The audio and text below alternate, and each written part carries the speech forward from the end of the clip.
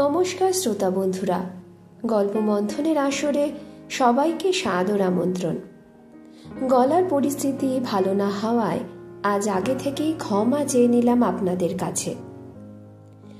আগেকার দিনে খুব কম বয়সে মেয়েদের বিয়ে হয়ে যেত, তারপর কম বয়সে অনেকেরই জীবনে নেমে আসতো বৈধব্যের অভিশাপ। এই সময়কালে মনের মতো একজন বন্ধু পাওয়া সত্যি ভাগ্যের বিষয়। কিন্তু এই বন্ধুত্ব যদি জীবনে অভিশাপ বয়ে আনে তবে? আজকের গল্প বিখ্যাত লেখক প্রভাত কুমার মুখোপাধ্যায়ের লেখা প্রিয়তম। গল্পটি শেষ পর্যন্ত শোনার অনুরোধ রাখি, আর ভালো লাগলে লাইক কমেন্ট করে যাবেন প্লিজ।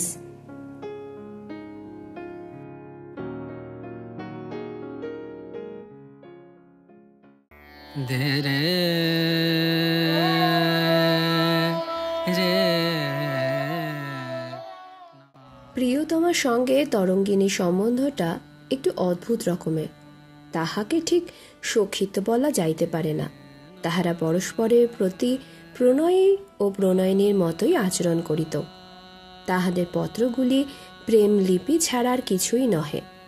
তাহাতে আদর, সোহাগ ও মান অভিমানে প্রাচুর্য থাকিত।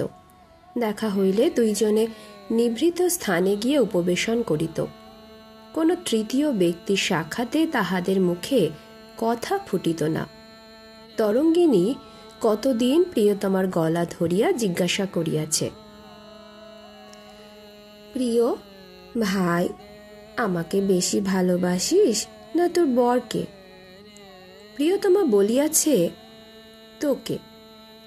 একদিন প্রিয়তমা তাহার স্বামীর প্রতি অধিক অনুরাগ ব্যক্ত করিয়াছিল। সেদিন আর তরঙ্গিনী অন্ন জল মুখে তুলিল না।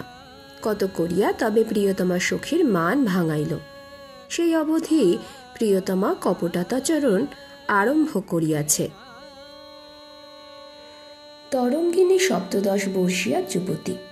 তাহার পরিধানে কালা পেরে দেশীয় সূক্ষ্ম বসন এবং হাতে সোনার চুড়ি আছে বটে, কিন্তু সীমন্তে সিন্দুর নাই।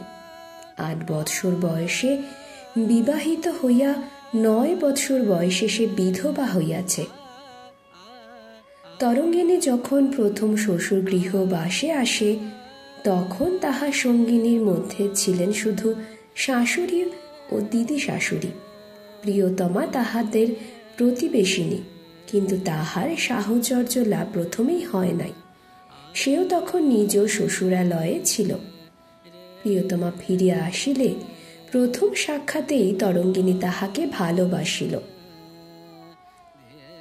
বিধবা বালিকা তাহার ক্ষুধিত হৃদয় সমস্ত ভালোবাসা সখীর প্রতি অর্পণ করিল। তাহাকে সে কখনো ডাকিত প্রিয় বলিয়া, কখনো বলিত প্রিয়তম। চিঠিতেও তাহাকে প্রিয়তমা না বলিয়া প্রিয়তম বলিয়া সম্বোধন করিত। প্রতি সন্ধ্যায় নিজ নিজ ছাদে উঠিয়া পরস্পরের সহিত দেখা হইত। তাহা ছাড়া তরঙ্গিনী প্রতিদিন প্রিয়কে চিঠিও পাঠাইত।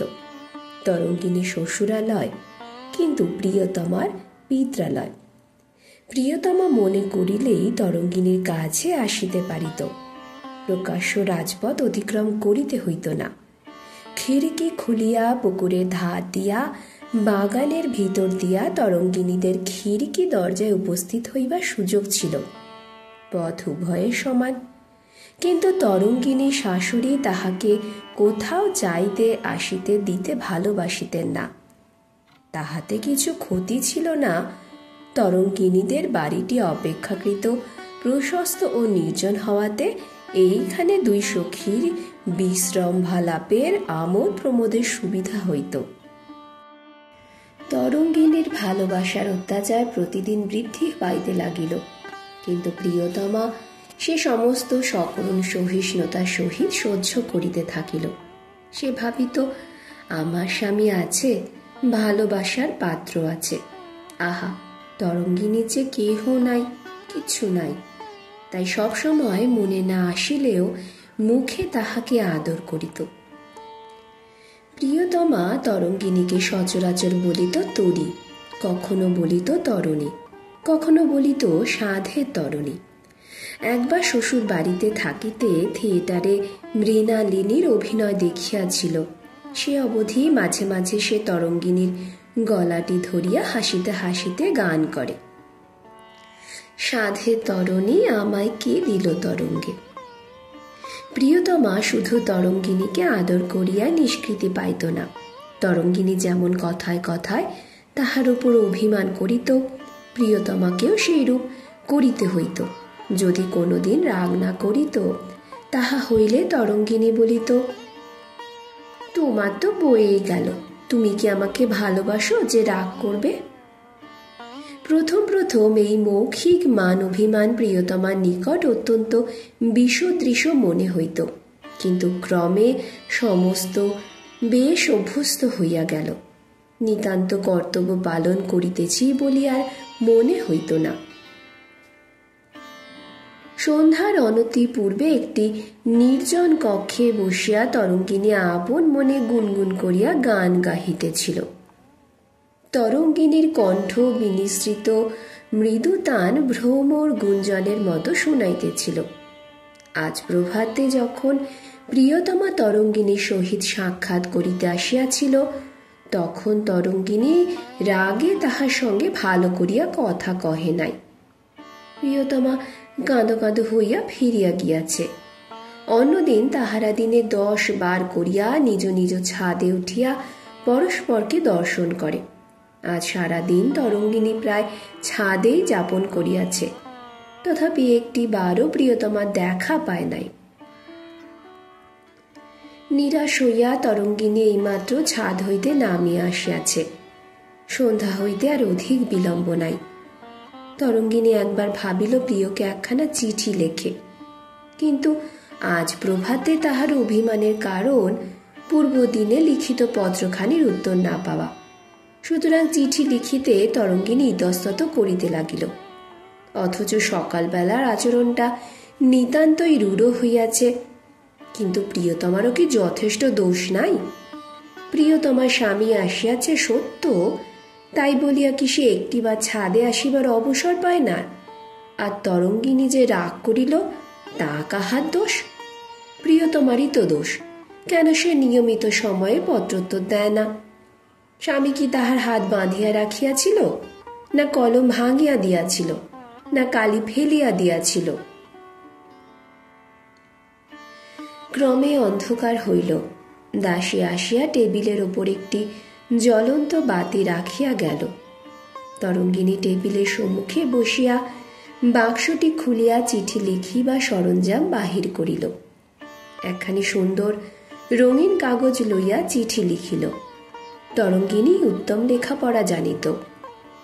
বিধবা হওয়া অবধি 6 বৎসরকাল সে পিত্রালয়ে ছিল। তাহার দাদা তাহাকে সযত্নে লেখাপড়া শিখাইয়াছিলেন। তিনি ভাবিয়াছিলেন জ্ঞান চর্চা করিবার অবসর পাইলে দুঃখিনী ভগিনীটির আজন্ম বৈধব্য তবু কিয়ৎ পরিমাণে সহনীয় হইবে। চিঠিখানি শেষ করিয়া তরঙ্গিনী সেখানিকে খামের মধ্যে পুরিল। শিরোনামা লিখিবার পূর্বে আরো একবার ভাবিল চিঠি পাঠাইবে কিনা। এ কি পায়ে ধরিয়া মান ভিক্ষা করা হইতেছে না? এই সময় তরঙ্গিনীর মাথাটা ঝিমঝিম করিতে আরম্ভ করিল। হিস্টিরিয়ার পূর্ব লক্ষণ। 15 বৎসর বয়স হইতে মাঝে মাঝে তাহার হিস্টিরিয়া হইতেছে। বেশি অধ্যয়ন অথবা বেশি চিন্তা করিলে কিংবা বেশিক্ষণ মন খারাপ করিয়া থাকিলে এই রোগ তাহার আক্রমণ করিত। আজ তো সারা দিনটা সে মন খারাপ করিয়াই আছে। ডাক্তারেরা পরামর্শ দিয়াছিল রোগ আসন্ন জানিতে পারিলে শীতল জল পান করিবে এবং মুখে চোখে জলে ঝাপটা দিবে। ঘরের কোণে জল রাখা ছিল।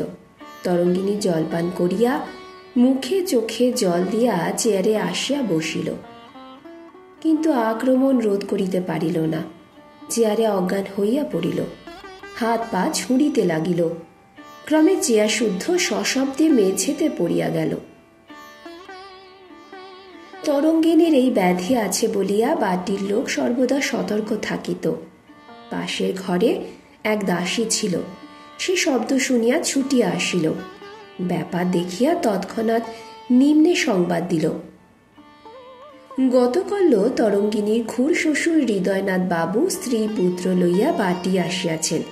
পুত্র সুধীর চন্দ্রের শুভ উপনয়ন। তরঙ্গিনীর শাশুড়ি তখন মাকে লইয়া পালকি করিয়া সুধীরের উপনয়নে পাড়ার মেয়েদের নিমন্ত্রণ করিতে বাহির হইয়াছেন। বাড়ি ছিলেন শুধু নবাগতা ছোট কাকি। তিনি ছুটিয়া আসিলেন। তাহার এক বোনের হিস্টিরিয়া আছে। মূর্ছা ভঙ্গ করিবার নিয়মাদি সব তাহার জানা ছিল। ঝির সাহায্যে তরঙ্গিনীকে উঠাইয়া পালঙ্কের উপর শয়ন করাইলেন এবং চেতনা সম্পাদনের জন্য সচেষ্ট হইলেন। হঠাৎ নিকটস্থ টেবিলের উপর রঙিন খামখানির প্রতি তাহার দৃষ্টি আকৃষ্ট হইল। দক্ষিণ হস্তে তরঙ্গিনীকে পাখা করিতে করিতে বাম হস্তে খামখানি তুলিয়া লইলেন। অঙ্গুলি সাহায্যে চিঠিখানি বাহির করিয়া খামখানি টেবিলের উপর ফেলিয়া দিলেন। চিঠির ভাঁজ খুলিয়া আলোকে পড়িলেন, প্রিয়তম। তাহার মাথা ঘুরিতে লাগিল, হাত পা অবশ হইয়া আসিল, নিঃশ্বাস জোরে বহিতে লাগিল। ঝিকে বলিলেন, তুই বাতাস কর, আমি শিগগির আসছি বলিয়া পাখা ফেলিয়া গৃহ হইতে নিষ্ক্রান্ত হইয়া গেলেন। ইহা স্বামী হৃদয়নাথ মিরাটের প্রধান ডাক্তার, বিলক্ষণ উপার্জন করেন। লোকটি পরম হিন্দু। একসময় নাকি গোমাংস ইহার উদরস্থ হইয়াছিল, কিন্তু সেসব ভূত কথা। আপাতত তাহার মস্তকে একটি প্রকাণ্ড শিখা দোদুল্যমান। স্ত্রী শিক্ষার অত্যন্ত বিরোধী। ইহার প্রথমা পত্নী পরলোকগতা। শুধু সেই প্রথমার গর্ভজাত। এই দ্বিতীয় সংসারটি এখনো কোনো সন্তান সন্ততি সংসারে আনিতে কৃতকার্য হন নাই, আর বড় আশাও নাই, কারণ ইহার বয়ক্রম এখন ৫৫ বর্ষ হইয়াছে। হৃদয়নাথ একটি ঘরে একাকী বসিয়া কি লিখিতেছিলেন। সহসা তাহার পত্নীকে প্রবেশ করিতে দেখিয়া চমকিয়া উঠিলেন। তাহার স্ত্রী চিঠিখানি তাহার হাতে দিয়া বলিলেন, পড়ো। হৃদয়নাথ চশমা আটা চক্ষু দুইটি স্ত্রীর পানে ফিরাইয়া বলিলেন, ব্যাপারখানা কি? দেখো না পড়ে। কে লিখেছে? যে লিখুক, দেখো না। হৃদয়নাথ চিঠিখানি অনুচ্চ স্বরে পাঠ করিলেন। প্রিয়তম, তুমি এমন নিষ্ঠুর? এই তুমি আমায় ভালোবাসো? আমি যদি রাগ করি, অভিমান করি, তাহা হইলে কি তুমি সে অভিমান ভাঙাইবে না, ফেলিয়া চলিয়া যাইবে? কাল সকালে আমি তোমাকে যে চিঠি লিখিয়াছিলাম তা জবাব দাও নাই কেন? তাই তো আমি রাগ করিয়াছিলাম। তাই তো তোমার সঙ্গে দেখা হইলে ভালো করিয়া কথা কহিলাম না। আমি কেন রাগ করিয়াছিলাম তাহা কি তুমি জানিতে না? যদি না জানিতে তবে জিজ্ঞাসা করিলেও তো পারিতে। তুমি চলিয়া গেলে পর আমার ভারী কষ্ট হইল। আজ প্রায় সারা দিন আমি আহার নিদ্রা ত্যাগ করিয়া ছাদে কাটাইলাম। তুমি তোমাদের ছাদে আসিলে না কেন? শেষে আমি মান খুয়াইয়া তোমাকে চিঠি লিখিতে বসিয়াছি। তুমি যদি আমার বেদনা না বুঝিবে তবে কে বুঝিবে প্রিয়তম? তোমার সাধের তরণী বুঝি পুরানো হইয়াছে, তাই এ অনাদর। চিঠিখানি পড়িয়া হৃদয়নাথ বলিলেন, এ কার চিঠি? কার আবার? মেজ বউয়ের। আমাদের মেজ বৌমার? হ্যাঁ গো হ্যাঁ, তোমাদের মেজ বৌমার। সর্বনাশী শেষে এই করলে, কুলে কালি দিলে। এই তো আমি তখনই জানি, যার কপাল পুড়েছে তার আবার কালো পেরে শাড়ি কাপড় পরা কেন, গহনা পরা কেন, পান খাওয়া কেন?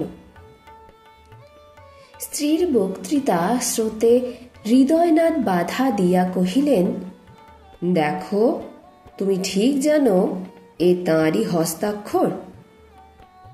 তোমার কথা শুনে গা জ্বলে যায়। এ আবার নতুন করে জানতে হবে নাকি? আজ 4 বছর ধরে যে কালামুখী আমায় চিঠি লিখছে। তাহলে এখন কি হয়? কি হয়, ঝাঁটা মেরে বাড়ি থেকে বিদায় করে দাও, কাশিতে পাঠিয়ে দাও। লোকে শুনবে না? শুনতে কি কারো বাকি থাকবে? তুমি কার মুখে সরা চাপা দেবে? হৃদয়নাথ স্ত্রীর হস্তে পত্রখানি প্রত্যর্পণ করিয়া কিয়ৎকাল চিন্তা করিলেন। শেষে বলিলেন, দেখো, বোধ হয় তা নয়। এমনটাই কি হতে পারে? না, তা কি আর হতে পারে? তুমি যেমন ভালো মানুষটি সবাইকে নিজের স্ত্রীর মতো সতীলক্ষ্মী মনে করো। হৃদয়নাথের ওষ্ঠপ্রান্তে মুহূর্তের জন্য একটু মৃদু হাস্য খেলিয়া গেল। বলিলেন, দেখো, আমার তো সম্পূর্ণ বিশ্বাস হয় না যে বৌমা পাপে ডুবেছেন। আর যদি তুমি যা বলছো তাই হয়, তাহলে এখনো হয়তো উনি ধর্মচ্যুত হননি, হবার উপক্রম হয়েছে মাত্র। উপক্রম হয়েছে মাত্র বই কি? তুমি বুঝি ভেবেছ শুধু চিঠিপত্র চলছে? আমার তো তাই মনে হয়। যেমন তোমার বুদ্ধি, তার উপযুক্ত কথাই বলেছ। কেন, চিঠিতে তো স্পষ্ট লেখাই রয়েছে। কি লেখা আছে? তবে কি পড়লে চিঠি? তুমি তো নিজে পড়েছ, আমি শুধু শুনেছি। চিঠিতে তো লেখাই রয়েছে, তোমার সঙ্গে যখন দেখা হলো তখন ভালো করে কথা কইলাম না। শুধু কি চিঠি চলেছে, দেখাশুনো হয়েছে, সব হয়েছে। এই সময় ঝি আসিয়া ঊর্ধ্বশ্বাসে সংবাদ দিল, ছোট মা, শিগগির এসো গো, মেজ বৌমা বড্ড কিরকম করছেন। ছোট গিন্নি ঝি সহিত চলিয়া গেলেন। হৃদয়নাথ একাকী বসিয়া নানারূপ চিন্তা করিতে লাগিলেন। ইহার প্রকৃতিটি কিছু শীতল, মনোবৃত্তিগুলি সহসা উত্তেজিত হয় না, কোনো একটা বিষয় সহসা বিশ্বাস স্থাপন করেন না। কিন্তু যে প্রকারে হোক, একবার তিনি জাগ্রত হইলে কোনো বিষয়কে সত্য বলিয়া স্থির করিলে আর কিছুতেই তাহা হইতে স্খলিত হন না। ভ্রাতস্পুত্র বধূ সম্বন্ধে তিনি অনেক চিন্তা করিতে লাগিলেন। যে আজন্ম বিধবা, সংসারে শত প্রকার প্রলোভন অতিক্রম করিয়া স্বীয় ব্রহ্মচর্যাব্রত অক্ষুণ্ণ রাখা তাহার পক্ষে একান্ত কঠিন বটে। তাহাতে আবার তরঙ্গিনী লেখা পড়া জানে। স্ত্রী শিক্ষার বিপক্ষে যে সমস্ত তর্ক উত্থাপিত হইয়া থাকে, তাহাদের মধ্যে একটি এই যে স্ত্রীলোক লিপি লিখন ক্ষমা হইলে সমাজে অপবিত্র প্রণয় প্রসার বৃদ্ধি হইবে। হৃদয়নাথ স্বচক্ষে ইহার প্রমাণ দেখিয়া অত্যন্ত অভিভূত হইয়া পড়িলেন। স্ত্রী শিক্ষা বিদ্বেষ তাহার মনকে তরঙ্গিনীর বিরুদ্ধে প্রতি মুহূর্তে বিষাক্ত করিতে লাগিল। ভাবিলেন, জ্যেষ্ঠ ভ্রাতাকে ইহা বলা উচিত কিনা।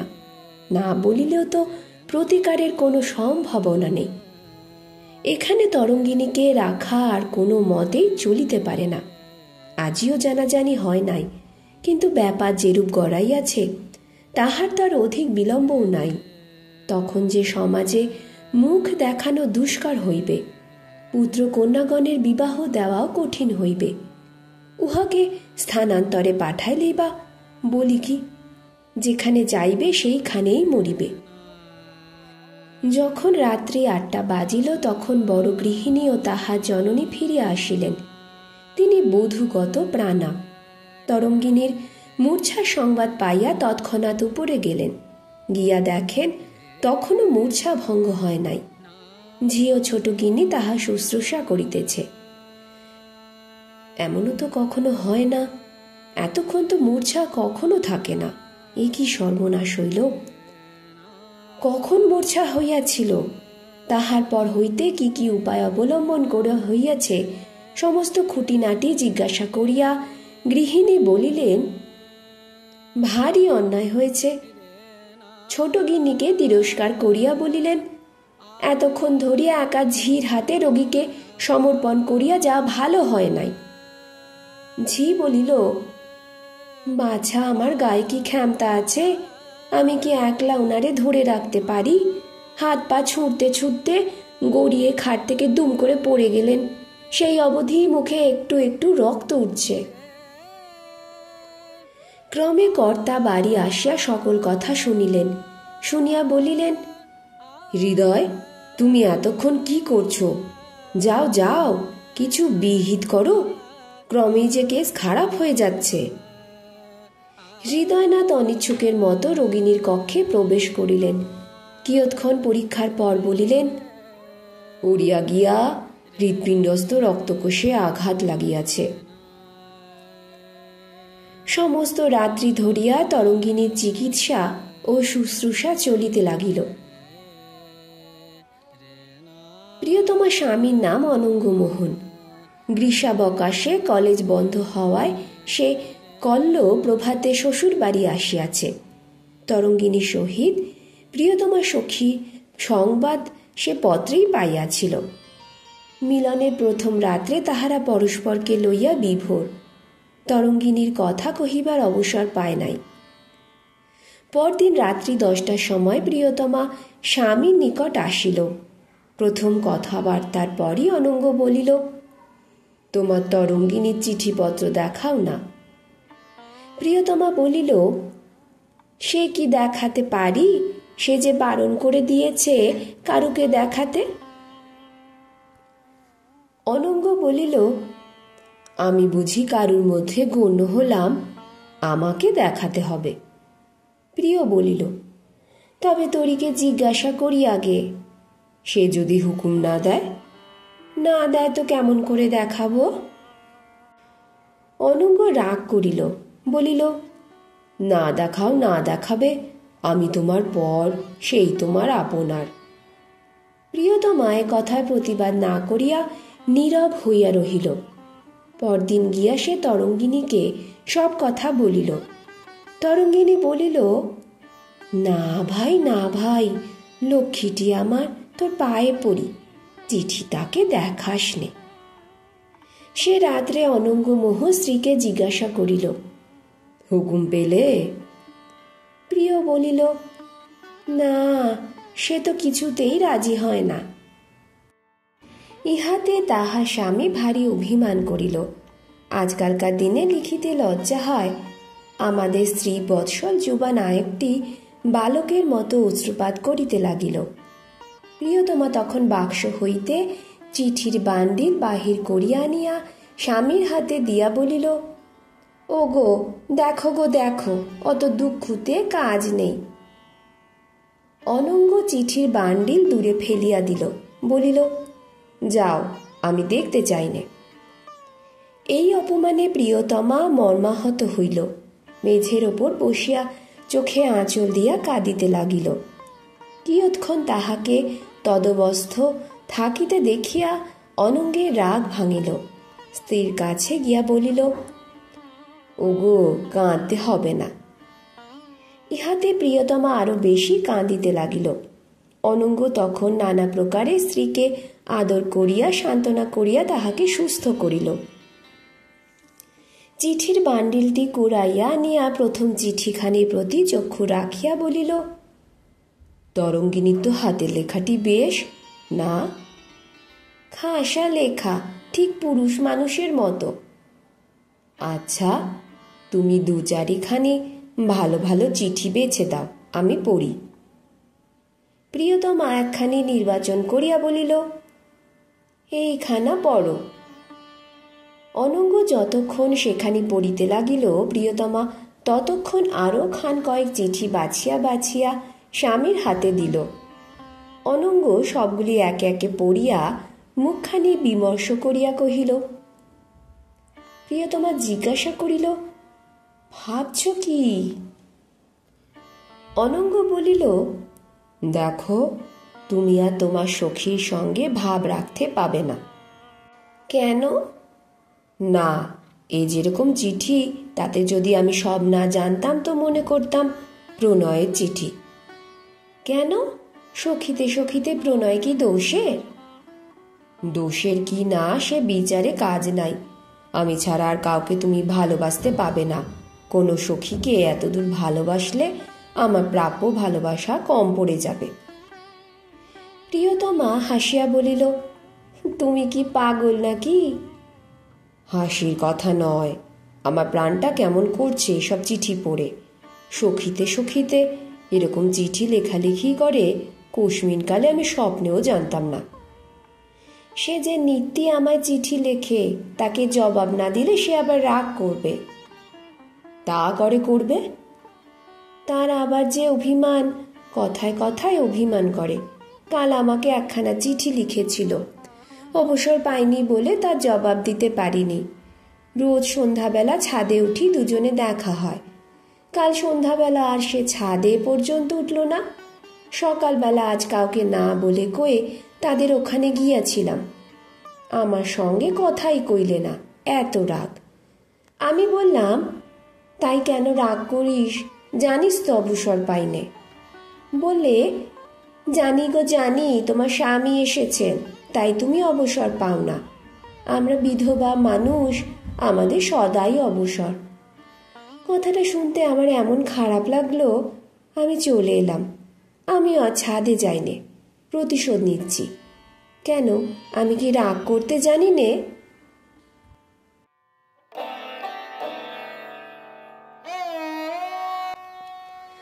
ভোররাত্রে দম্পতি সবেমাত্র জাগিয়া কথাবার্তা আরম্ভ করিয়াছিল। প্রিয়তমার মা দুয়ারের কাছে আসিয়া ডাকিলেন, পিরি। প্রিয়তমা উঠিয়া গিয়া দুয়ার খুলিয়া দিল। মা বলিলেন, শোন, একটা কথা বলি। মার কণ্ঠস্বরে ও ভাবভঙ্গিতে প্রিয়তমা শঙ্কিত হইয়া জিজ্ঞাসা করিল, কি মা, কি হয়েছে? মা তাহাকে বারান্দায় লইয়া গিয়া বলিলেন, তোরির বড় ব্যাম, তাদের ঝি তোকে ডাকতে এসেছে। প্রিয়তমা রুদ্ধশ্বাসে বলিল, কি ব্যাম মা, কই ঝি? ও ঘরে বসে রয়েছে, আয়, তোকে নিয়ে যেতে যাচ্ছে। মাতা কন্যাতে একটি ঘরে প্রবেশ করিল। তরঙ্গিনীদের ঝি দাঁড়াইয়াছিল। প্রিয়তমাকে দেখিয়া সে কাঁদিতে কাঁদিতে বলিল, দিদিমণি, মেজ বউ বুঝি আর বাঁচে না, তোমাকে দেখতে চাইছে। যখনই জ্ঞান হচ্ছে শুধু তখনই তোমার নাম ধরে ডাকছে, চলো শিগগির। এই সংবাদ শ্রবণে প্রিয়তমার হস্ত পদ ঠক ঠক করিয়া কাঁপিতে লাগিল। জননীর অনুমতি লইয়া ঝি সহিত সে তরঙ্গিনীর কাছে চলিল। যখন তরঙ্গিনীর বাটির খিড়কি দরজায় পৌঁছিল, তখন ক্রন্দনের রোল তাহাদের কর্ণে গেল। ঝি বলিল, যা, সর্বনাশ হয়ে গেছে গো, হায় হায় হায়। প্রিয়তমা সেখান হইতেই ফিরিল। ঝির কাঁধে ভর দিয়া বাড়ি ফিরিয়া গেল।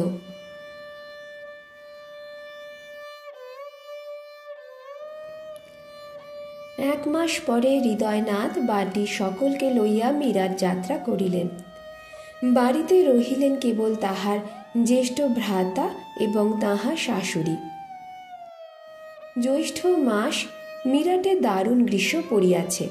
সূর্যদেব রুদ্রমূর্তি ধারণ করিয়া সমস্ত দিন অগ্নিবর্ষণ করেন। শহরের রাজপথে লোক চলাচল 10টা বাজিলেই কমিতে আরম্ভ হয়। দ্বিপ্রহরে সমস্ত দোকানপাট বন্ধ। রাজপথ লোক শূন্য, নীরব শ্মশানের ন্যায় মনে হয়।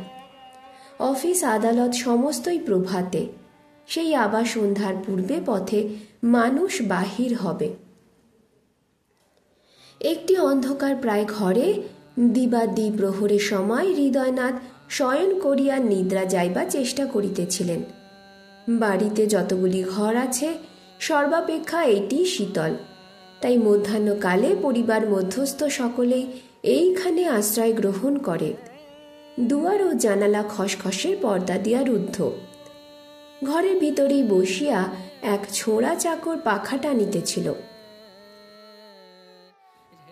দূরে ছোট বধূ ছেলে পিলেকে লইয়া ঘুম পাড়াইতেছিলেন। বড় বধূ ধোয়াশানের মেঝেতে একটি বালিশ মাথায় দিয়া শুইয়া দেবরের সঙ্গে গল্প করিতেছিলেন। ক্রমে তরঙ্গিনীর কথা উঠিল। বড় বধূ দুঃখ করিয়া বলিলেন, আহা, বাছা যে এমন করে দাগা দিয়ে যাবে তা আমি কখনো ভাবিনি। হৃদয়নাথ বলিলেন, বড় বউ, তার জন্য আর দুঃখ করে কি হবে? যা হবার তা হয়েছে। তিনি বেঁচে থাকলেও সুখ হতো না। বড় বধূ আশ্চর্য হইয়া বলিলেন, কেন এ কথা বলছো ঠাকুরপো? অনেকদিন থেকে একটা কথা বলবো মনে করি, কিন্তু বলতে পারি না বড় বউ। তিনি গিয়েছেন, সে ভালোই হয়েছে। বড় বধূ কৌতূহলী হইয়া জিজ্ঞাসা করিলেন, কি কথা ঠাকুরপো, কি হয়েছিল? হৃদয়নাথ কিয়ৎক্ষণ চুপ করিয়া থাকিয়া বলিলেন, আর কি বলবো মাথা মুন্ডু, তার স্বভাব চরিত্র খারাপ হয়েছিল।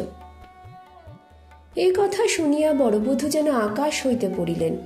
বলিলেন, ও কি কথা ঠাকুরপো, অমন বলো না, তিনি আমার সতী লক্ষ্মী ছিলেন। হৃদয়নাথ দীর্ঘ নিঃশ্বাসের সহিত বলিলেন, বড় বউ, আমি স্বচক্ষে তার হাতে চিঠি দেখেছি। কি চিঠি? সে আর কি বলবো। কাকে লেখা? কে আমাদের সর্বনাশ করেছে তা ঈশ্বরই জানেন। বড় বধূ উত্তেজিত হইয়া বলিলেন, ঠাকুরপো, ভুল করছো, তা হতেই পারে না। হৃদয়নাথ পূর্ববৎ বিষণ্ণ স্বরে বলিলেন, চিঠি যে আমার কাছে রয়েছে বড় বউ। কই দেখি। হৃদয়নাথ ধীরে ধীরে উঠিয়া বাক্স খুলিয়া চিঠি বাহির করিলেন। বড় বধূ তাহার হাত হইতে চিঠিখানি লইয়া জানালার কাছে গেলেন। খসখসে পর্দার ফাঁক করিয়া আলোকে চিঠিখানি এক মুহূর্তের জন্য মাত্র দেখিলেন। তাহার পর শয্যায় ফিরে আসিয়া চিঠিখানি হৃদয়নাথকে প্রত্যর্পণ করিলেন। বলিলেন, তবু ভালো, দেহে প্রাণ এলো। হৃদয়নাথ পরম বিস্মিত হইয়া বলিলেন, কেন? বড় বউ ধীরে ধীরে বলিলেন, ও তো তার সখী প্রিয়তমাকে লেখা, সেই ও বাড়ির চাটুজ্যেদের পিড়ি, তার সঙ্গে ভারী ভাব ছিল কি না, রোজ দুজনে চিঠি লেখালেখি করত। আহা, পিড়ি ছুরি শ্বশুর বাড়ি যাওয়ার দিন আমার সঙ্গে দেখা করতে এসেছিল, এঁদে আর বাঁচে না। হৃদয়নাথের কপাল ঘামিয়া উঠিল, নিঃশ্বাস জোরে বহিতে লাগিল।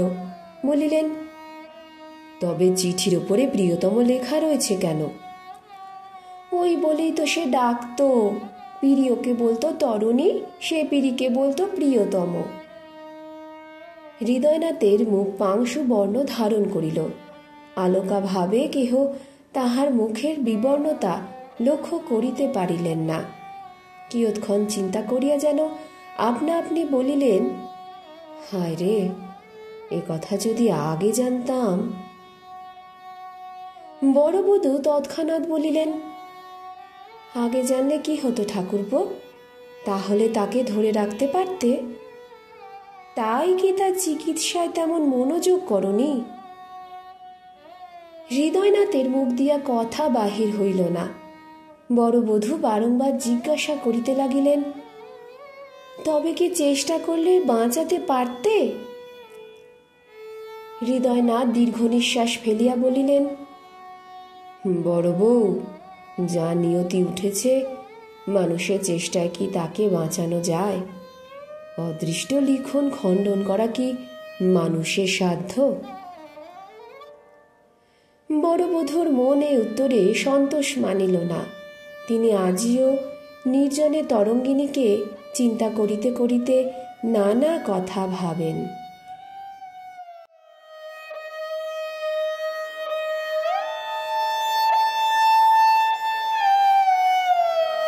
আজকের গল্প আপনাদের কেমন লাগলো কমেন্ট করে জানাবেন। লাইক করলে ভীষণ খুশি হব। নতুন শ্রোতা বন্ধু হলে পরবর্তী গল্পের নোটিফিকেশন পেতে চ্যানেলটি অবশ্যই সাবস্ক্রাইব করে যাবেন। অন্য গল্প নিয়ে খুব তাড়াতাড়ি আবার আসবো। ভালো থাকবেন সবাই।